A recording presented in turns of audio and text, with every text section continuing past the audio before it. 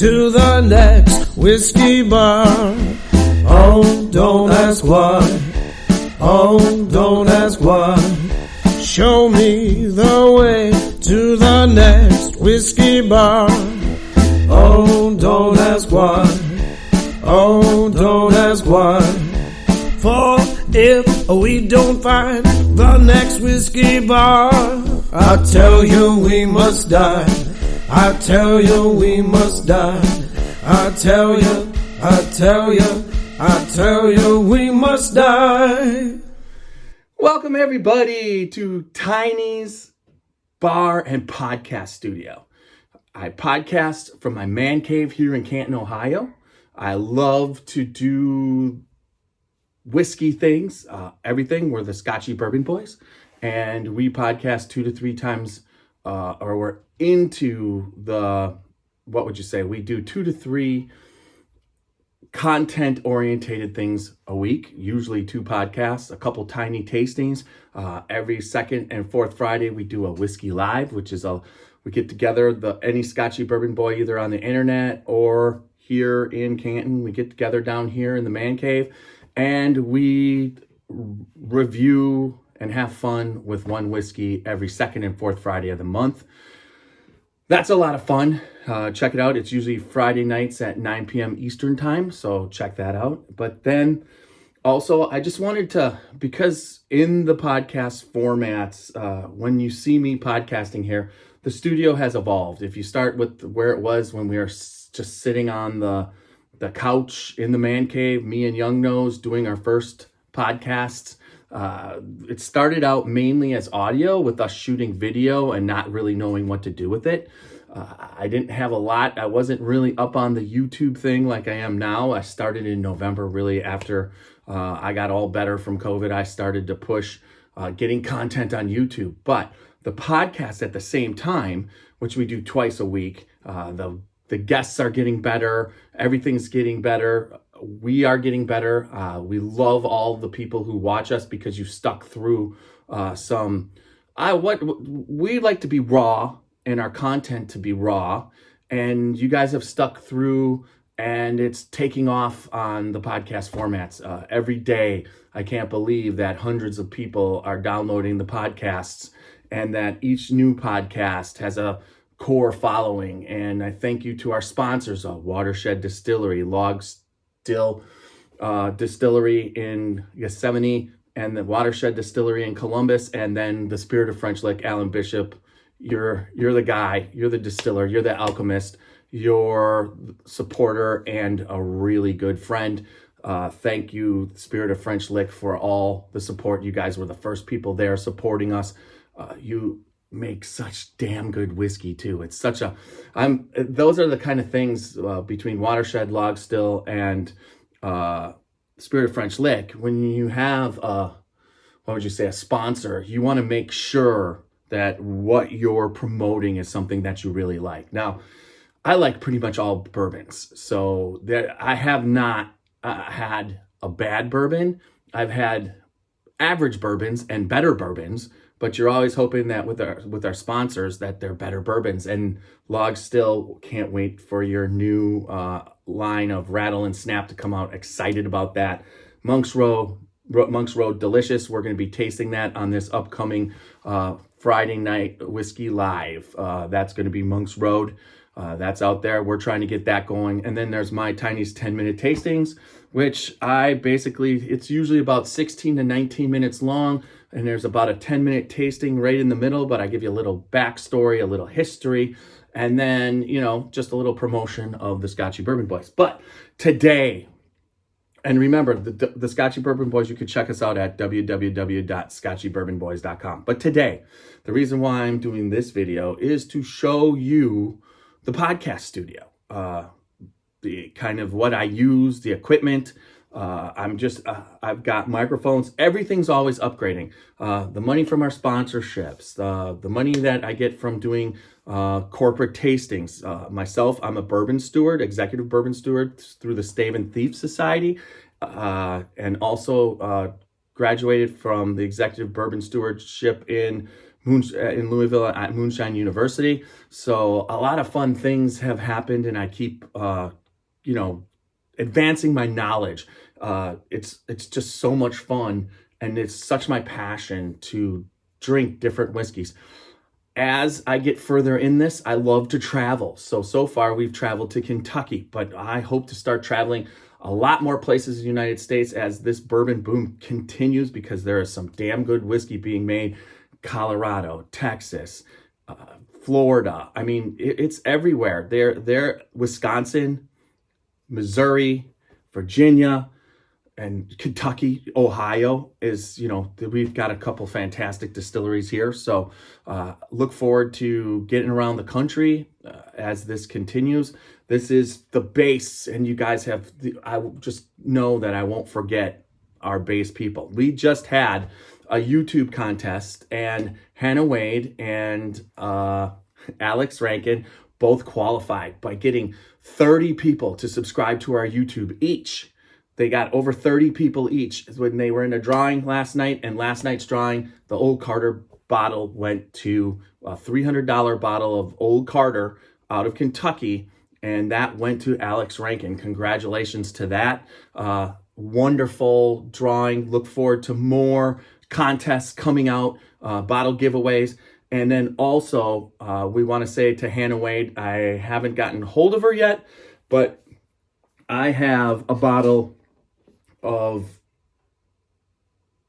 rye, old Luca Mariano, Old American single barrel rye that she is going to receive. And once I get a hold of her, so she got the runner-up prize, which wasn't too bad. That Luca Mariano single barrel bourbon select rye is going off to her up in Cleveland. All right, so now come. Dant Crossing, Gethsemane, Kentucky. Timeless hospitality that stirs the spirit. Dant Crossing is a one-of-a-kind destination for unforgettable weddings, memorable corporate events, day trips, and weekend getaways. The pastoral campus is anchored by Log Still Distillery and includes an amphitheater that seats 2,000, a 12-acre lake for fishing, and unique lodging options, creating an immersive experience that's rooted in the community and culture of our little slice of Kentucky.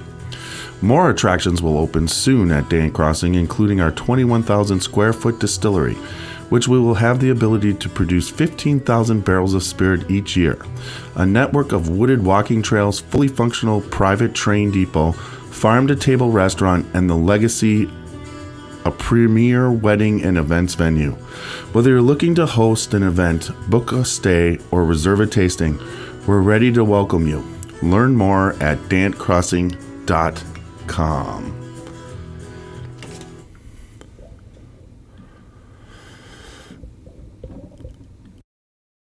Spirits of French Lick is proud to introduce the Maddie Gladden Bottled and Bond Bourbon. This 4-year aged bourbon is double pot distilled and non-chill filtered, and has a full-bodied mouthfeel with eucalyptus, molasses, clove, ginger, and slight citrus, as well as grains of paradise.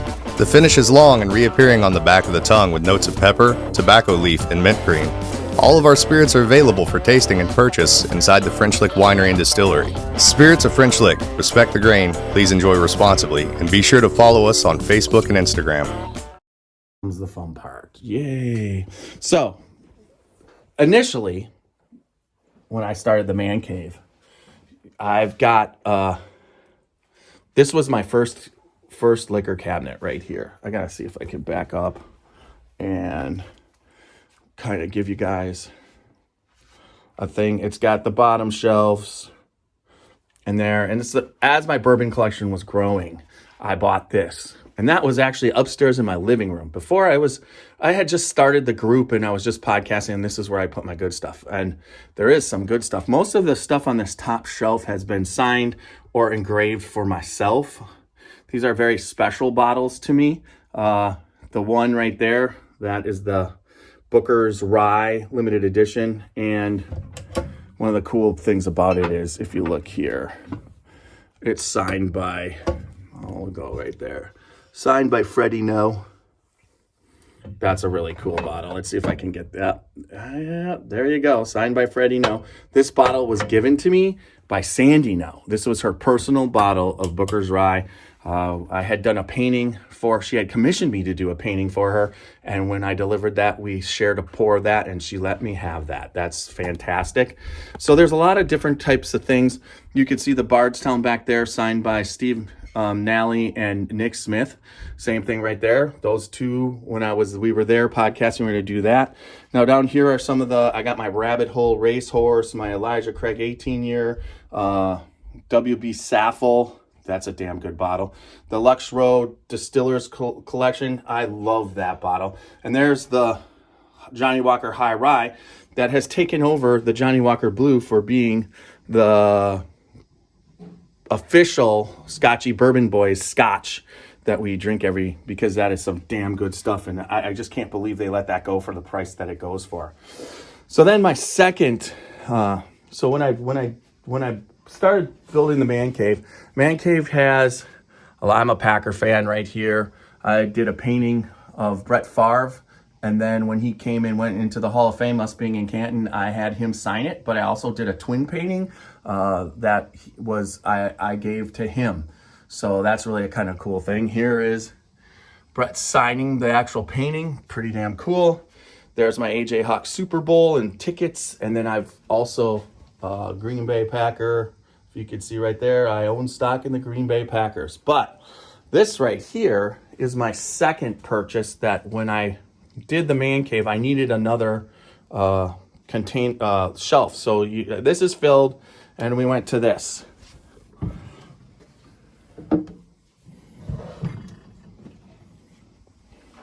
So it opens up, not great lighting, but you could see in there, I've got just, it's pretty full. There's a couple bottles that are out when if I definitely start organizing everything. But then up here, I got my Benchmark series. That's going to be a podcast real soon. I've got my Maker's Mark collection, which has everything from a signed bottle by, let's see what I got here. It should not be open if I'm not mistaken. This one here, that's a toasted marshmallow. Is that it? Yep, this Private Select, I believe, is signed by Bill Samuels. You can see that right there, that Private Select. I love that bottle. But then I also have, this is the other bottle that's in here. I believe this was the pick from Kentucky Bourbon Festival. So Kentucky, capital of the world, Bardstown, Kentucky. And that was a delicious pick. So then, after that wasn't working, I didn't have enough. I had Jason Sparkman make me a barrel shelf, and he worked on that for me. This is beautiful. He is a fermenter right now at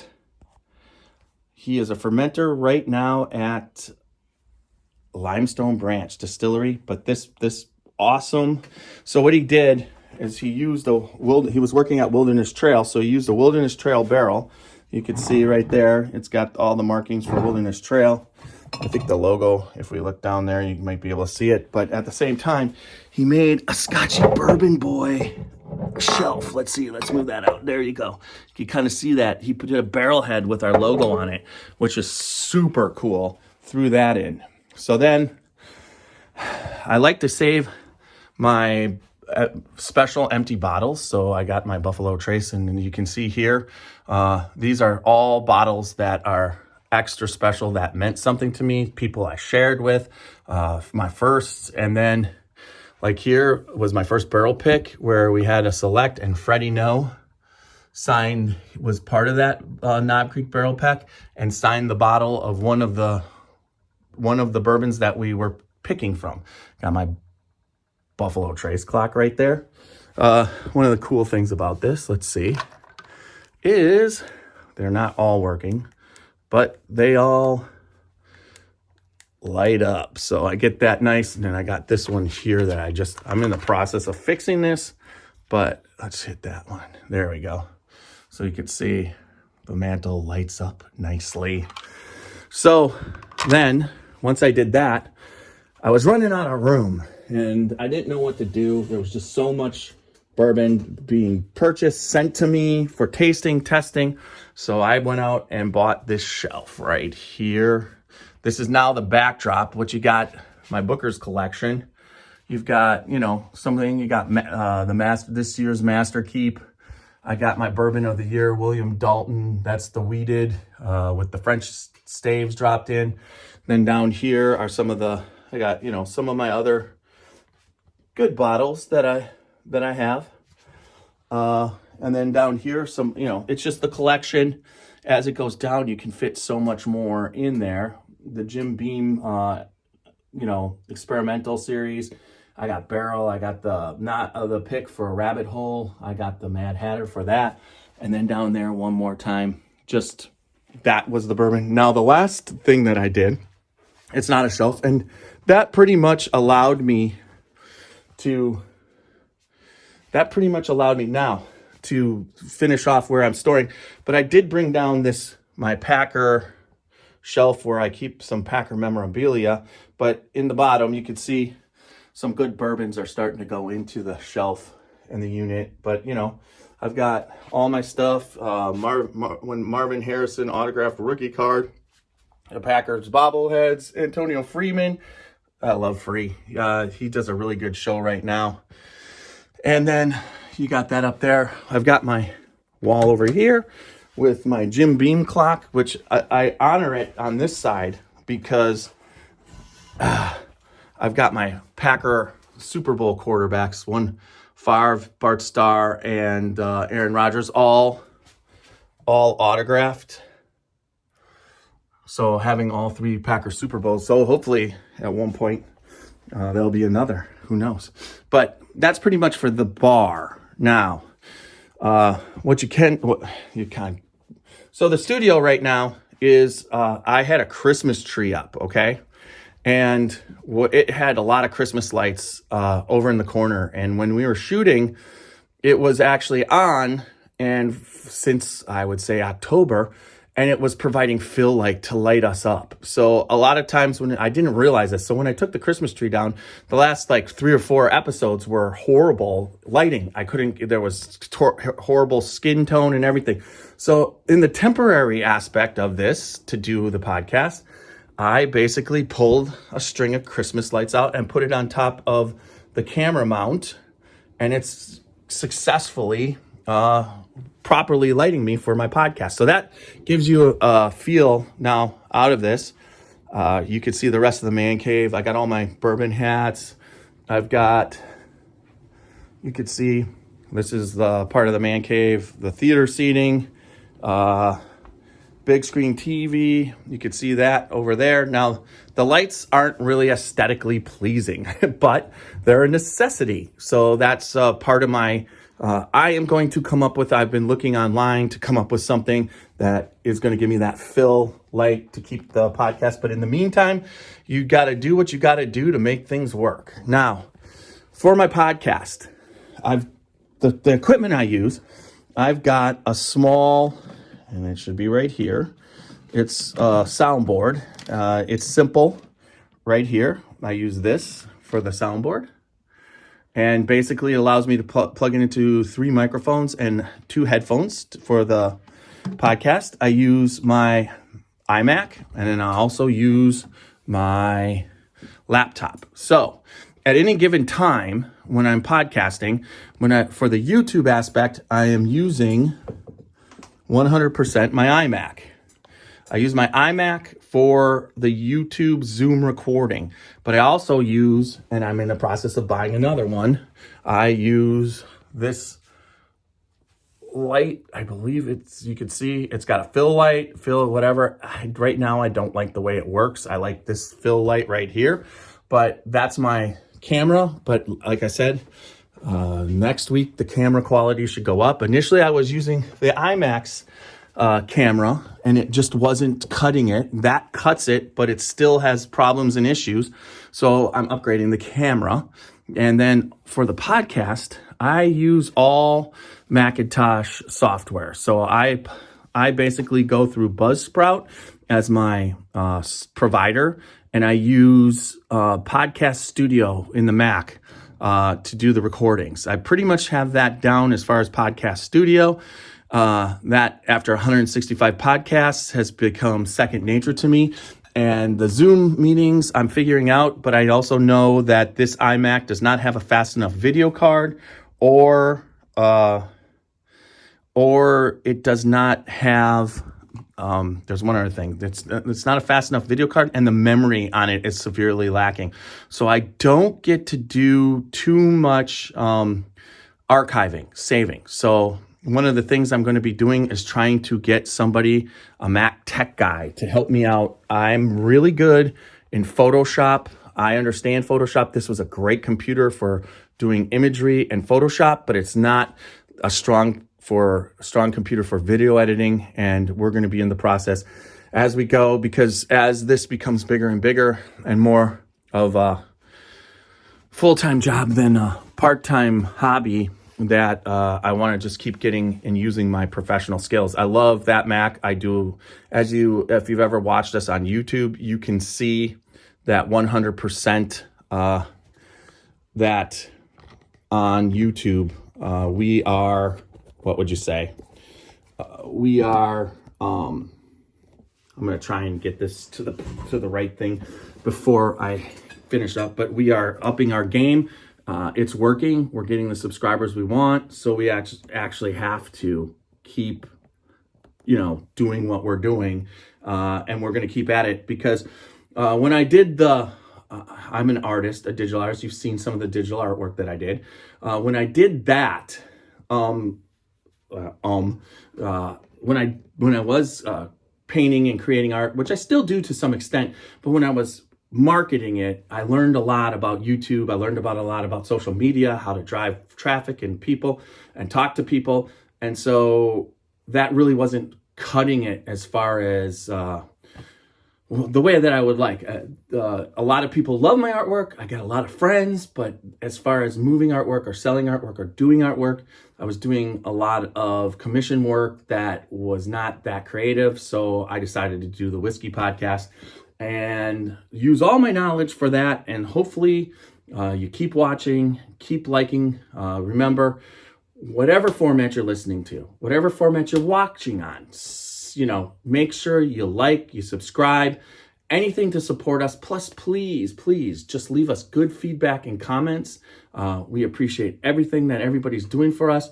It's great. I totally cannot believe what it's like to go out into Kentucky or Tennessee and be at a distillery and actually have someone come up to me, or a Kentucky Bourbon Festival, and tell them how much they love listening to the show.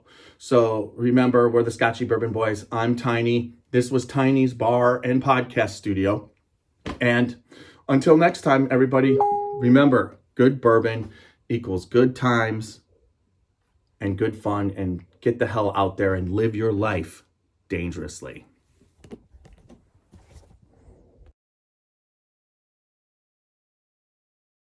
The Watershed Story. A watershed moment might be pivotal, but it might also be quiet and fleeting. It could be a monumentous occasion, a cause for celebration, an enormous triumph, or a small daily victory. A watershed moment could be a rekindling or an observation or a gathering. Any opportunity to relish with friends and family. It's whatever you choose to cheers to, who you're gathered around, and whatever's worth celebrating. We founded Watershed Distillery on the principles of community in 2010. We wanted to live in, work in, and contribute to the community in which we grew up. We aimed to create spirits and stood apart in quality and character. Along the way, we set out to form a community of our own, one that could gather together to savor, celebrate, and enjoy good spirits and company. We've grown from a tiny little still and 2 guys in jumpsuits to a dedicated team of over 40 people and 2 much larger stills. If you're ever in the area, stop by so we can introduce you to our team and pour you some of our award-winning bourbon. Creating it was our watershed moment, but we want to hear about yours.